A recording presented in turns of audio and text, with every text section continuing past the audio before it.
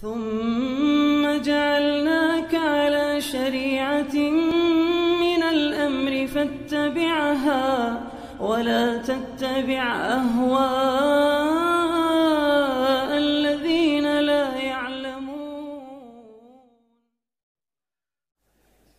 Kemudian setelah itu beliau katakan wa yashhaduna bil jannah liman syahida lahu Rasulullah sallallahu alaihi wasallam kal asyarah ka Thabit ibn Qais ibn Syammas wa ghairihim min as-sahabah. Iya. Dan mereka mempersaksikan, ahli sunnah juga mempersaksikan surga bagi siapa saja yang telah dipersaksikan oleh Rasulullah sallallahu alaihi wasallam baginya. Seperti 10 orang sahabat yang dijamin masuk surga. Demikian pula Thabit bin Qais bin Syammas dan para sahabat yang lainnya. Ya, kalau ada sahabat yang dijamin dengan surga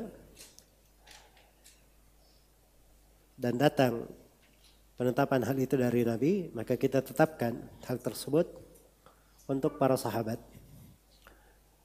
Dan yang paling pokoknya adalah 10 orang sahabat. Di mana 10 orang sahabat ini mereka hadir juga di berbagai keutamaan. Hadir di Bai'atul Ridwan, hadir di perang Uhud, perang Badar. Jelas ya? Ya, kebanyakan dari mereka juga menghadirinya. Maka keutamaannya mereka yang paling dahulu.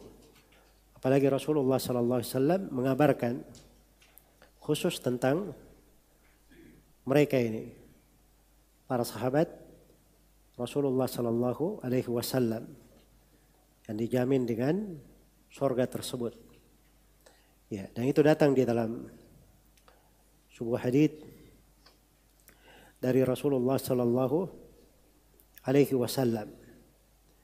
Ya, haditsnya diriwayatkan oleh Al-Imam Ahmad, Abu Daud, At-Tirmidzi dan Nasai dari Abdurrahman bin Auf dan Said bin Zaid radhiyallahu anhuma. Ya. Di mana disebutkan 10 orang yang masuk surga itu Abu Bakar, Umar, Uthman, Ali, Talha, Az-Zubair, Abdurrahman bin Auf, Sa'ad bin Abi Waqqas, Said bin Zaid dan Abu Ubaidah ibn al-Jarrah. Itu 10 orang sahabat Rasulullah sallallahu alaihi wasallam dijamin dengan surga. Yang pertama adalah siapa? Abu Bakar. Iya. As-Siddiq radhiyallahu taala anhu. 4 yang pertama itu Khulafa ar-Rasyidin. Khulafa ar-Rasyidin. Abu Bakar radhiyallahu taala anhu itu penuh dengan keutamaan dan beliau yang paling afdal di tengah umat ini. Beliau yang paling afdal dan paling utama di tengah umat ini.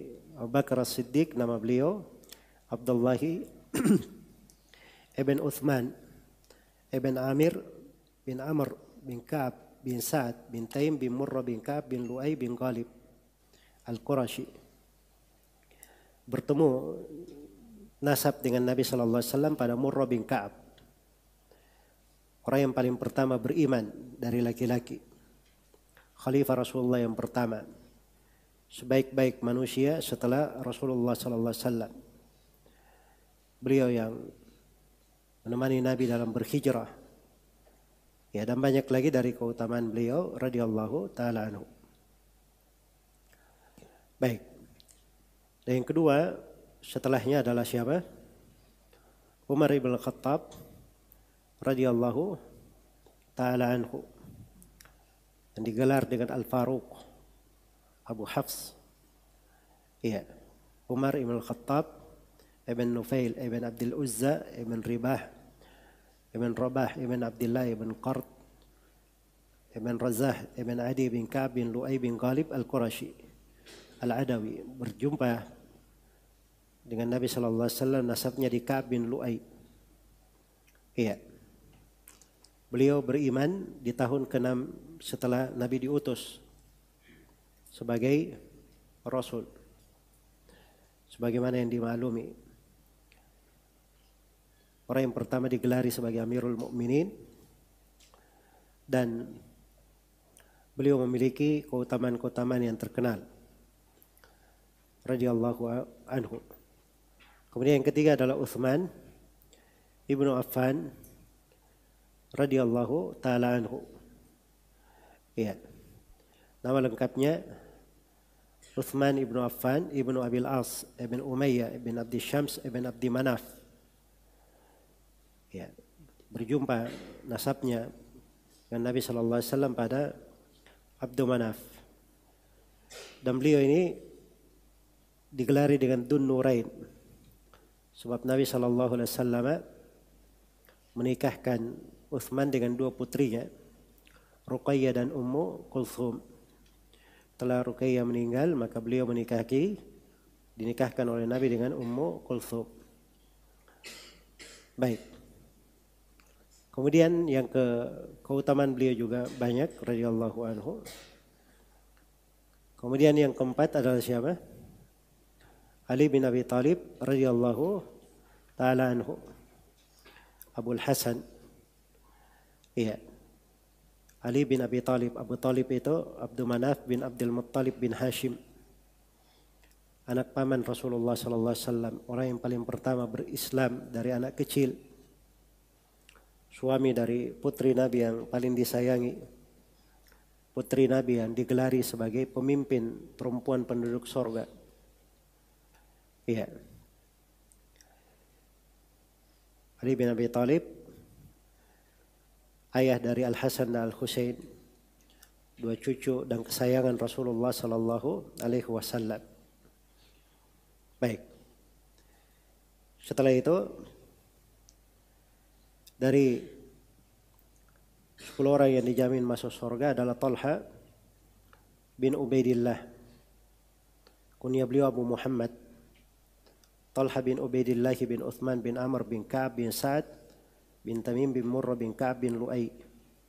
Berjumpa nasabnya sama dengan Abu Bakar di Murrah bin Ka'ab. Iya. Salah seorang dari 8 orang pertama yang masuk ke dalam Islam. Beliau hadir di perang Uhud dan setelahnya dari peperangan. Bahkan beliau melindungi Nabi sallallahu alaihi wasallam di perang Uhud. Ya sampai cacat jari jemarinya. Radhiyallahu taala anhu. Baik. Kemudian yang kedua adalah Zubair, yang keberapa? Yang keenam Az-Zubair ibn al-Awwam bin Khuwailid bin Asad ibn Abdul Uzza bin Qusay bin Kilab. Iya. Berjumpa nasabnya di Qusay bin Kilab bersama Rasulullah sallallahu alaihi wasallam. Beliau adalah anak bibi Rasulullah sallallahu alaihi wasallam. Masuk Islam di umur 16 tahun. Beliau berhijrah 2 hijrah. Ya, dan hadir di seluruh peperangan bersama Rasulullah sallallahu alaihi wasallam. Baik, kemudian yang ke berapa? Yang ketujuh adalah Abdurrahman bin Auf. Kunya beliau Abu Muhammad. Abdurrahman bin Auf bin Abdul Harith bin Zahra bin Kilab bin Murrah bin Ka'ab bin Lu'ay bin Ghalib. Berjumpa nasabnya dengan Nabi pada Kilab bin Murrah. Iya. Beliau dia minas sabiqin al-awwalin, hadir di perang Badar dan seluruh peperangan setelahnya. Berhijrah dengan 2 hijrah. Kemudian berikutnya adalah Sa'ad bin Abi Waqqas. Nama lengkapnya Sa'ad bin Malik ibn Uhayb bin Abdi Manaf ibn Zahra bin Kilab bin Murrah bin Ka'ab bin Lu'ay bin Ghalib. Ya. Berjumpa nasabnya dengan Nabi di Kilab bin Murrah. Masuk Islam di umur 17 tahun. Dan beliau adalah orang yang paling pertama melempar panah fi sabilillah. Hadir di perang Badar dan seluruh peperangan yang lain. Kemudian berikutnya, yang keberapa sekarang? Ke-9. Said bin Zaid Abul Awar. Nama lengkapnya Said bin Zaid bin Amr bin Nufail bin Abdul Uzza bin Rabah bin Abdullah bin Qart bin Razah bin Adi bin Ka'ab bin Lu'ay. Ya. Dia anak paman Umar bin Khattab radhiyallahu taala anhu. Dari as-sabiqun al-awwalun juga masuk Islam sebelum Nabi berkumpul dengan para sahabat di rumah Al-Arqam dan hadir di seluruh peperangan kecuali di perang Badar. Karena waktu itu di perang Badar beliau dan Talha bin Ubaidillah tidak hadir di perang Badar juga karena diperintah oleh Nabi untuk sebuah kepentingan mencari berita. Iya. Kemudian terakhir Abu Ubaidah Amir bin Abdullah bin Al-Jarrah, nama lengkap beliau Amir bin Abdullah bin Al-Jarrah ibn Khilal. Berjumpa nasabnya dengan Nabi di Fihr bin Malik, yang digelari oleh Nabi Aminu hadhil ummah, kepercayaan umat ini. Beliau dari orang yang pertama juga masuk ke dalam Islam. Baik, jadi ini 10 orang sahabat yang dijamin masuk surga, dikumpulkan dalam 2 bait syair. Siapa yang hafal 2 bait syair?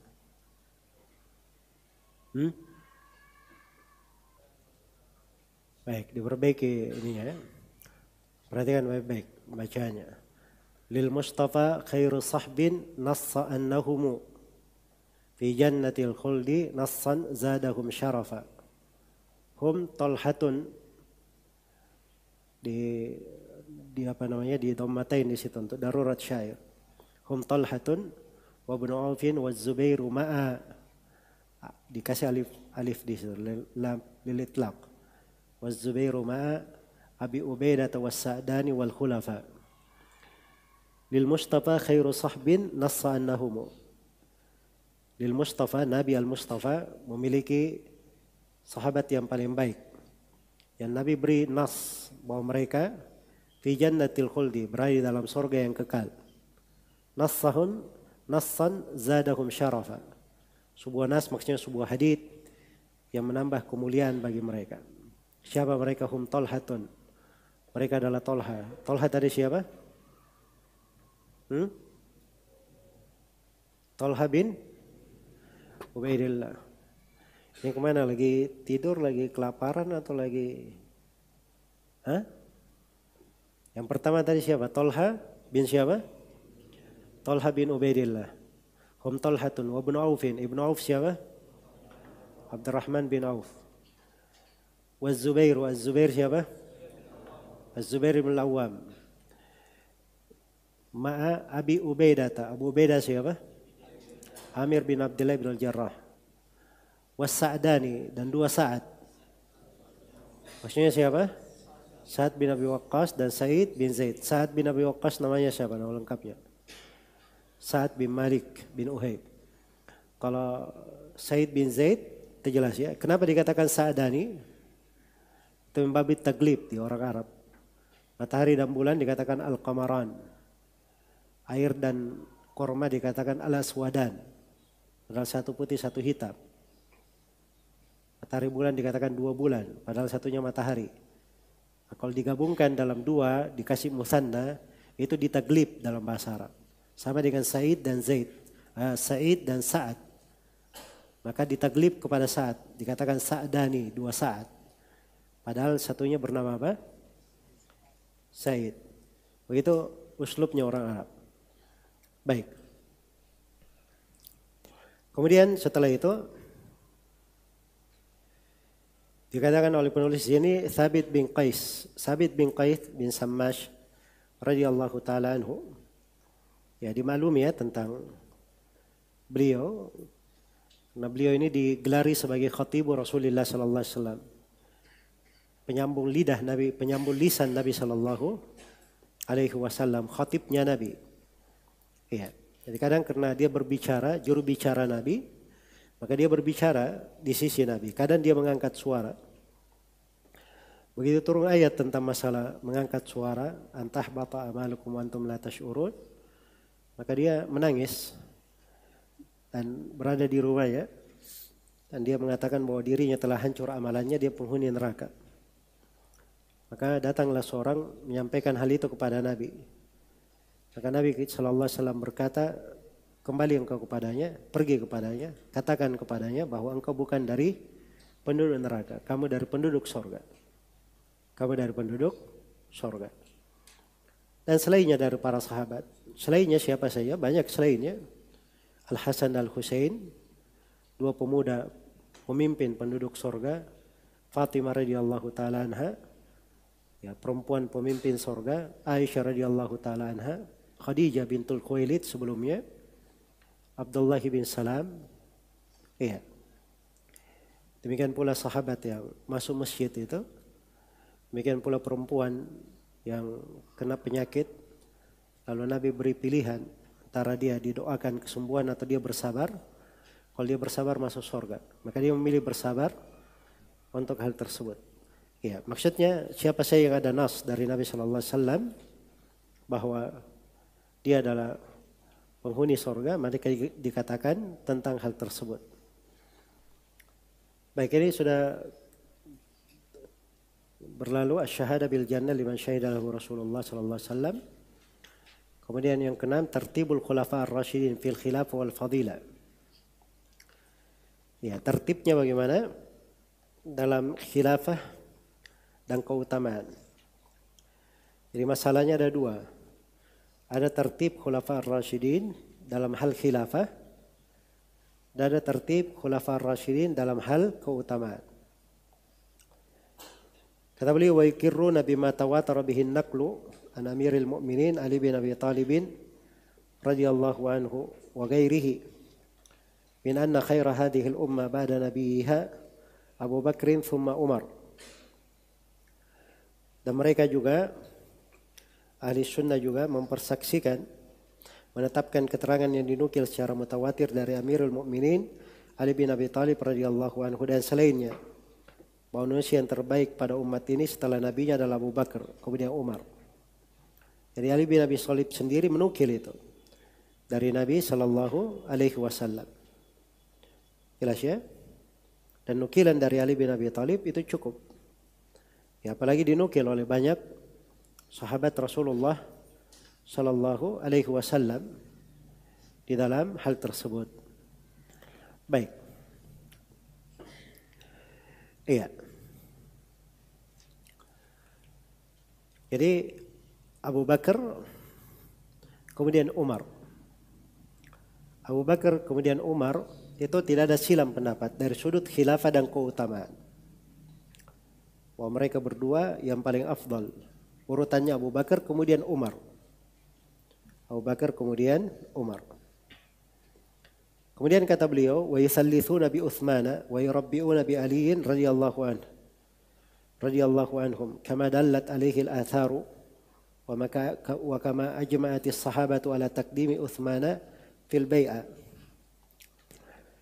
Kata beliau, kemudian mereka menjadikan Utsman sebagai manusia terbaik ketiga dan Ali yang keempat, sebagaimana keterangan yang telah ditunjukkan oleh asar-asar, maksudnya oleh hadits-hadits, dan sebagaimana yang telah disepakati oleh para sahabat mendahulukan Utsman dalam permasalahan bai'at.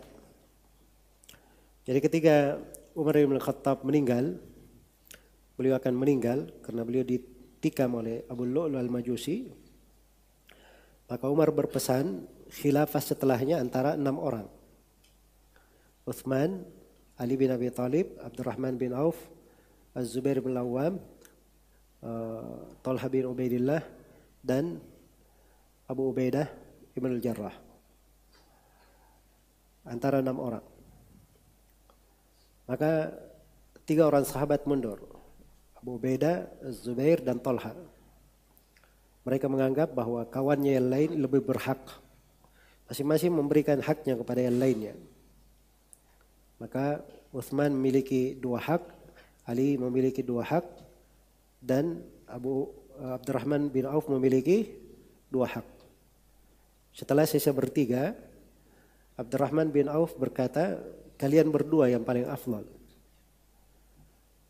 Maka keputusan di tangan Abdurrahman bin Auf. Dia serahkan haknya kepada salah seorang di antara keduanya, maka dia menjadi khalifah. Menjadi khalifah. Jelas ya? Maka Abdurrahman bin Auf pun bertanya kepada para sahabat dari berbagai lapisan, berbagai tempat, dari kalangan muhajirin wal ansar. Beliau datangi kampung-kampung tempat-tempat tinggalnya para sahabat untuk menanyai siapa di antara dua orang ini yang paling afdal. Itu mungkin hari-hari yang paling berat bagi Abdurrahman bin Auf radhiyallahu taala anhu.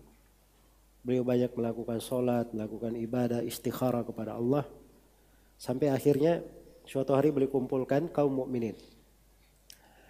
Dan beliau katakan bahwa saya telah bertanya kepada seluruh sahabat, dia ceritakan apa yang dia alami di hari-hari itu. Dan saya tidak melihat ada yang lebih afdal di tengah kita melebihi Utsman ibnu Affan. Maka berdirilah wahai Utsman untuk kami baiat. Utsman radhiyallahu taala anhu seorang yang pemalu. Beliau waktu itu duduk di belakang.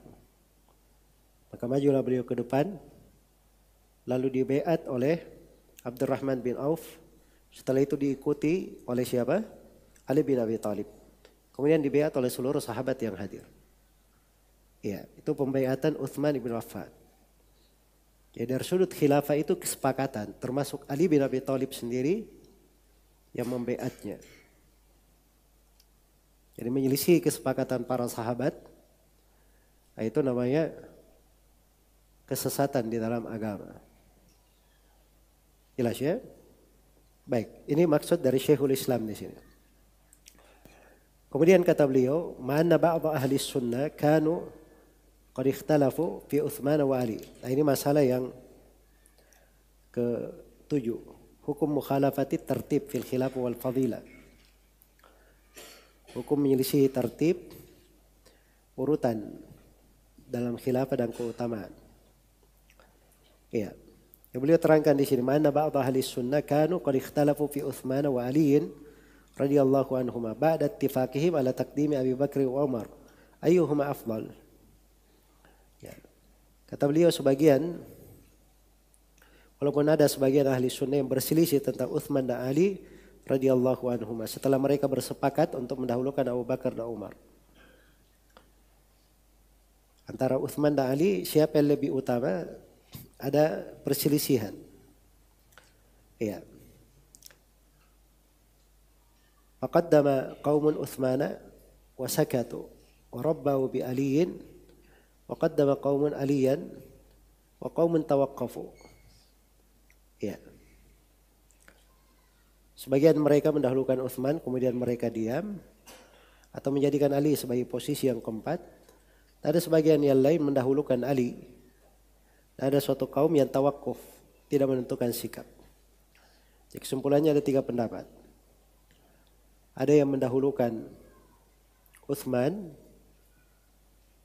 atau mereka bahasakan Ali yang keempat. Mereka bahasakan begitu. Nah, ini mayoritas ahli sunnah. Kemudian pendapat yang kedua, ada yang mendahulukan Ali dari sudut keutamaan. Nah, ini sebagian penduduk Kufah di masa dahulu. Kemudian ada yang ketiga tawakuf. Mereka tawakuf, tidak ada sikap di situ. Nah, ini sebagian penduduk Medina. Jelas ya? Ini dahulu, tapi setelah itu kata beliau, walakin istaqarra amru ahli sunnati ala taqdimi Utsmana thumma Ali.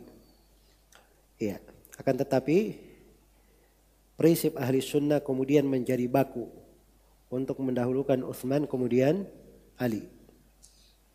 Ya, setelah itu sudah tetap perkaranya sudah baku, tidak berubah lagi.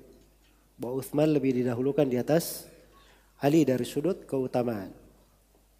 Juga kata beliau, wa in kanat hadhihi al-mas'alatu mas'alatu Utsman wa Ali laysat min al-usul allati yudallalu al-mukhalif fiha inda jumhuri ahli sunnah. Ya, kata beliau, walaupun masalah ini tentang Utsman dan Ali bukanlah termasuk prinsip pokok yang orang yang menyelisih masalah ini dianggap sesat menurut ahli sunnah. Ya.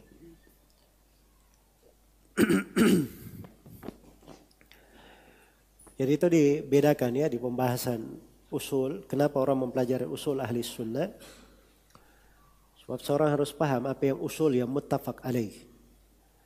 Kalau dia menyelisihi usul yang muttafaq alaih, itu dianggap sesat. Dia keluar dari ahli sunnah.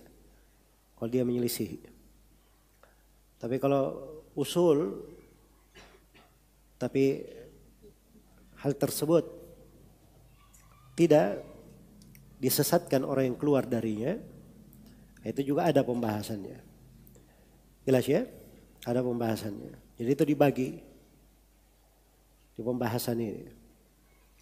Ya, dan ini pun sih ya, belajar ilmu akidah untuk bisa membedakan mana yang merupakan usul, yang mana yang bukan usul. Kalau dia usul, mana usul yang yudhallal fiha al-mukhalif, mana usul yang la yudhallal fiha al-mukhalif. Jelas ya? Ini menjadi usul karena dia sudah baku setelah itu. Tapi sebelumnya ada khilaf. Sebelumnya ada khilaf. Kata beliau, walakin al-mas'alah allati yudhallalu fiha al-mukhalif mas'alatul khilafah. Tapi masalah yang menyelisih dianggap sesat itu masalah khilafah, kekhilafaan. Wadhalika annakum yu'minuna bi anna al-khalifata ba'da Rasulillah sallallahu alaihi wasallam Abu Bakar, thumma Umar, thumma Uthman, thumma Ali radhiyallahu anhum ajma'in. Karena ahli sunnah itu mengimani bahwa khalifah setelah Rasulullah adalah Abu Bakar, kemudian Umar, lalu Uthman, selanjutnya Ali. Semoga Allah meridhai mereka semua. Wa man ta'ana fi khilafati ahadin min haula'il a'immah fa huwa adallu min khimari ahlihi. Siapa saja mencela kekhilafaan salah seorang dari para imam ini, dia adalah orang yang lebih tersesat dari seekor keledai di tengah keluarganya. Iya. Baik. Jadi ini pembahasan kalau dia menyelisihi di dalam khilafah. Jadi kesimpulannya bahwa menyelisihi di tertib khilafah itu yang disepakati Abu Bakar, kemudian Umar, kemudian Uthman, kemudian Ali. Kemudian di tertib keutamaan disepakati Abu Bakar, kemudian Umar. Itu disepakati. Iya. Adapun Uthman kemudian Ali dulu ada silang pendapat. Tapi setelah itu sepakat bahwa Uthman kemudian Ali. Itu kesimpulan yang pertama. Kesimpulan yang kedua, kalau dia menyelisihi di tertib khilafah, itu dia pasti tersesat. Tapi kalau dia menyelisih di tertib yang mana yang didahulukan Uthman atau Ali, ini lebih ringan pembahasannya. Jelas ya? Baik. Jadi itu kesimpulan dari apa yang disebut oleh Syekhul Islam Ibn Taimiyah rahimahullahu ta'ala di dalam pembahasan ini. Iya.